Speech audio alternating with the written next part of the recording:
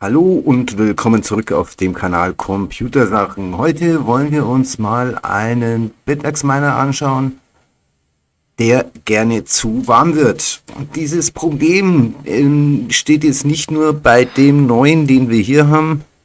Das ist jetzt hier ein 601er, das besteht zum Beispiel auch bei der 201. Beim Supra oder BMX 1366 zum Beispiel. Das ist eigentlich ein Bittax-Serienproblem. Die einen Miner funktionieren super, die anderen Miner funktionieren nicht so super. Und da kommt es dann dazu, dass sie einfach zu heiß werden. Das sieht man dann hier. Und dann werden auch in der Regel hier die Frequenz und die Core Voltage runtergesetzt, um das Überhitzen des Systems zu unterdrücken. Gut, gleiches haben wir auch hier. Ich habe den Miner dauermäßig in Betrieb, der läuft auch schön brav durch. Hier oben einfach nicht dran stören lassen, das ist einfach bloß dahin.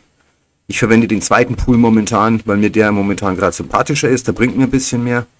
Und der läuft also wie gesagt ganz normal, 24 Stunden, 7 Tage die Woche, 365 Tage und wie gesagt, er hat dieses Hitzeproblem. Das Hitzeproblem soll jetzt damit gelöst werden können, dass man sich einen neuen Kühler drauf baut und genau das werden wir jetzt machen. Jetzt werde ich aber erst einmal hier ganz kurz die Voltage auf Default setzen, damit wir das mal ganz kurz hier sehen. So, meiner was restored. Gut, meiner hat neu gestartet. Jetzt müssen wir hier noch die Temperatur abwarten. Jetzt können wir ein bisschen mal in die Lok schauen. Da sind wir gerade erst jetzt noch am Hochzischen. Jetzt kommen hier die ersten Mines rein. Die ersten Orangen. Gut, das schaut gut aus. So, und dann können wir jetzt gucken. Also wir hatten vorher so eine Temperatur von knapp 70 Grad stehen. Wenn ich das jetzt richtig im Augenwinkel beobachtet hatte. Und der müsste jetzt dann gleich auch irgendwann schnell mal zu warm werden. So, und jetzt seht ihr auch unten, das ist mit dem Standard konfiguriert. Hier kommt er auf 70 Grad. Danger High Temperation. Okay. Dann gehen wir mal rüber an unseren Lüfter und an die Schraubereien. Gut, dann schauen wir uns mal den Kühler an, mit dem wir denn unser Overheat-Problem beim Bittax-Miner der BM-Serie beheben wollen. Das ist ein Noctua, ein NF A4X10. Der A4 sagt einfach nur 4 cm, 4 cm, also 40, also steht auch hier nochmal. Es ist ein Premium-Fan, er ist leise, er kühlt sehr schnell, Kühlleitung soll sehr gut sein.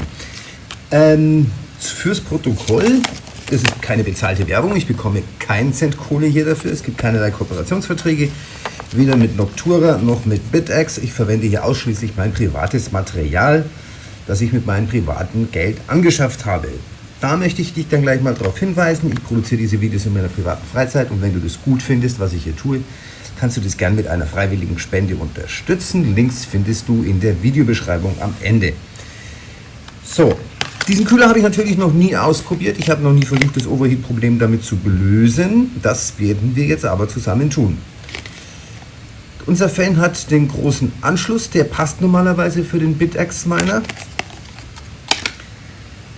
Dann, wenn ihr einen Bittax-Miner habt, was es gibt, der einen Mikroanschluss habt, dann könnt ihr diesen Adapter hier nehmen. Da könnt ihr dann das mit dem Board verlöten. Dann habt ihr hier auch einen Anschluss. Wie gesagt, hier wird eigentlich so relativ an alles gedacht. Es sind so ein paar kleine Leuchtdioden dabei, da kann man dann irgendwie noch Lichtshow machen. Auf die werde ich aber nicht eingehen, weil ich nämlich selber keine Idee habe, wie das funktionieren soll. Dann, was ich an diesem Kühler für diesen Miner gut finde, ist, wir haben Befestigungen, falls die Befestigung nicht zusagen oder wir das anders lagern wollen. Diese Gummibefestigungen. Dann USB-Fananschluss werden wir so nicht brauchen, wäre aber eine Notfalllösung im Zweifelsfall. Aber wie gesagt, bei dem Kühler braucht man das wahrscheinlich nicht. Ein Verlängerungskabel, falls der Bittax-Miner und der Kühler von der Länge her nicht kompatibel sind. Und wenn die Schrauben original nicht passen, können wir diese benutzen. Finde ich klasse. Dann fangen wir mal an zu schrauben. So, bauen wir als erstes mal unser Ding hier auseinander. Und wir müssen als erstes mal hier den Power Connector von diesem Fan runter machen. Der ist in der Regel auch leicht drauf gesteckt, nur der geht relativ einfach. Und dann schrauben wir mal hier unseren Lüfter kurz ab.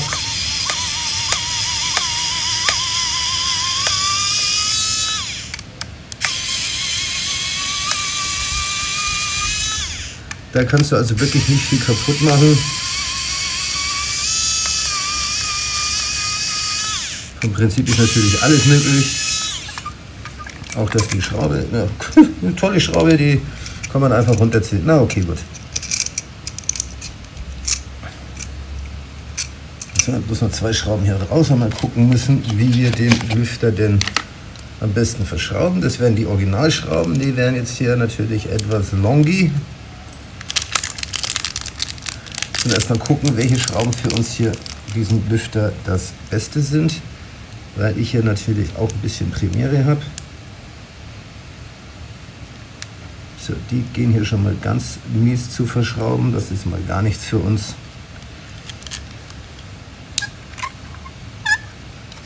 Schauen, wie lang ist die Schraube? Ja, ich glaube, damit könnte man so leben. Behalten wir die Originalschrauben bei.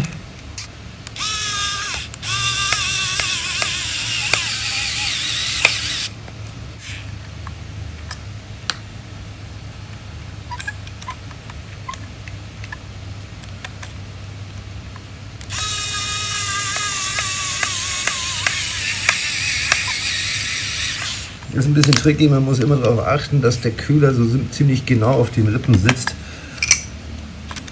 Dann kriegt man aber auch ganz gut hin. Das ist schon wieder so eine Schraube, die fall durch.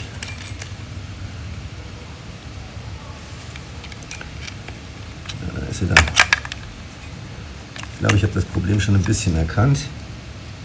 Da ist hier die Rippe so ein bisschen eingebogen, seht ihr das? Die biegen wir mal ein bisschen zurück.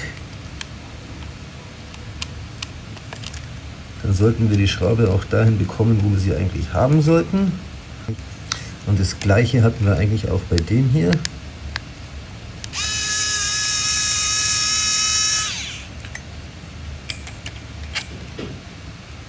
Ja, der ist auch ein bisschen schräg.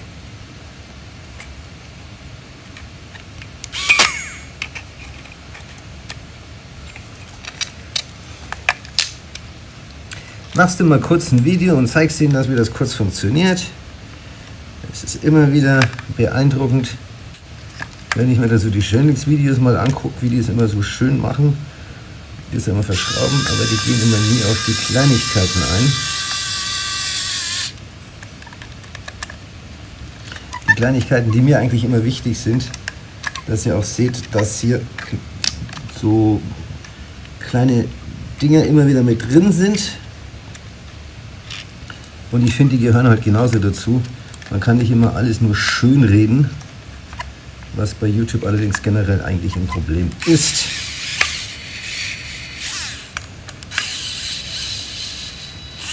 So, das streikt dann auch unser Akkuschrauber. Dann halt EDV zu Fuß. Aber wie gesagt, der Lüfter muss eigentlich auch nicht wirklich fest sein. Das würde eigentlich theoretisch reichen, wenn man ihn mit 2 Schrauben verschraubt.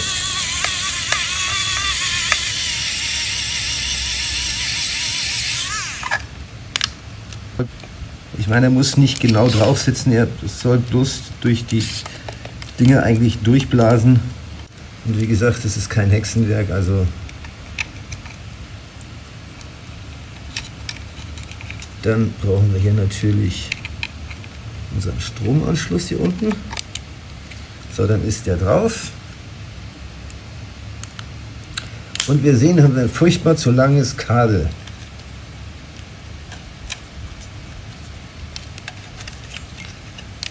So, das machen wir jetzt einfach so. Dann haben wir das so ein bisschen hier rumgelegt. Der Lüfter liegt auf. Wie gesagt, es ist oben keine Kühlplatte vorhanden. Es geht eigentlich bloß darum, dass der Lüfter hier durch diese Rippen durchbläst. Wenn ich mir das jetzt mal so im Vergleich angucke, macht der andere, der alte, eigentlich schon so den Eindruck, als wenn er mehr bringen würde. Na gut, gucken wir uns das Ganze mal an. So, meiner ist wieder online. Haben wir jetzt 62 Grad. Schaut schon ein bisschen weniger aus.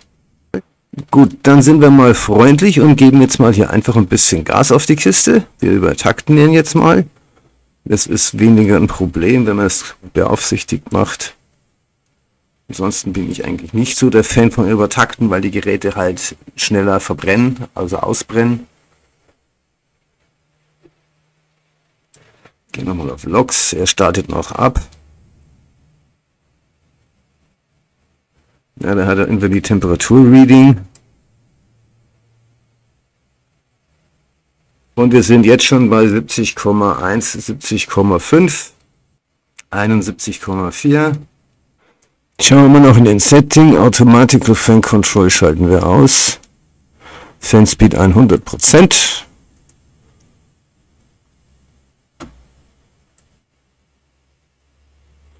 Und dann gucken wir, wie das jetzt aussieht.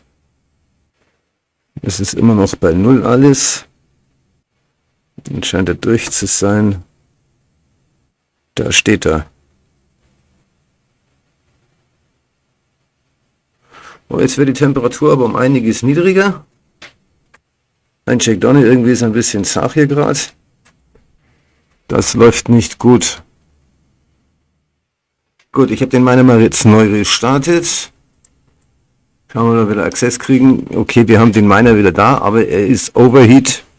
Er bringt mit diesem Miner nicht einmal annähernd die Leistung, die ich hier brauche für einen Standardbetrieb. Also dieser Ventilator, vergesst es, den braucht ihr euch nicht kaufen oder bestellen oder einbauen. Der ist das nicht wert. Der funktioniert überhaupt nicht richtig.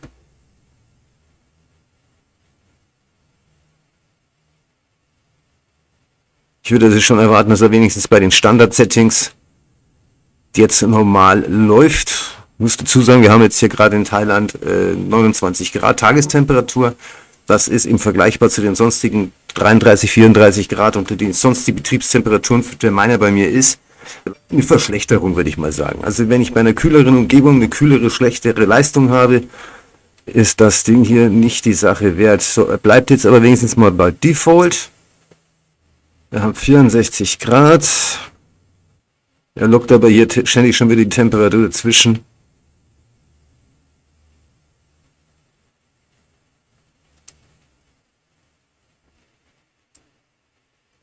Geben wir doch mal ein bisschen mehr Power auf die Lunte. Der ist wieder Ignore Invalid Temperatur. Also da hat er schon beim Temperaturauslesen irgendwie ein Problem. Und der ist schon wieder auf Overheat. Kinder, spart euch das Geld für den Lüfter, braucht ihr nicht. Ich hoffe, das Video hat dir geholfen und gefallen. Dann würde ich mich über ein Like nach oben sehr freuen. Ein Abo für den Kanal wäre riesig und wenn du die Glocke aktivierst, verpasst du auch kein weiteres Video mehr auf diesem Kanal. Wenn du es gut findest, was ich hier tue, auch wenn es mal so ein Video ist wie jetzt, wo bloß bestätigt wird, dass es eine neue Erweiterung oder ein neues Tool nicht bringt, also der Kühler hier funktioniert definitiv nicht, kannst du diesen Kanal gerne unterstützen. Spendenlinks findest du unten am Ende der Videobeschreibung. Solltest du dennoch weitergehende Probleme und Schwierigkeit mit deiner EDV oder deinem Computer, mit deinem Netzwerk, mit deinem Notebook haben, kannst du dich vertrauensvoll an die KSC wenden. Das ist ein weltweiter remoter Dienstleister. Da wirst du geholfen für 25 € die Stunde, ohne Vertragsbindung, ohne Ecken, Haken und Ösen, einfach Auftrag gegen Rechnung. In diesem Sinne, gehabt euch wohl und bis zum nächsten Video.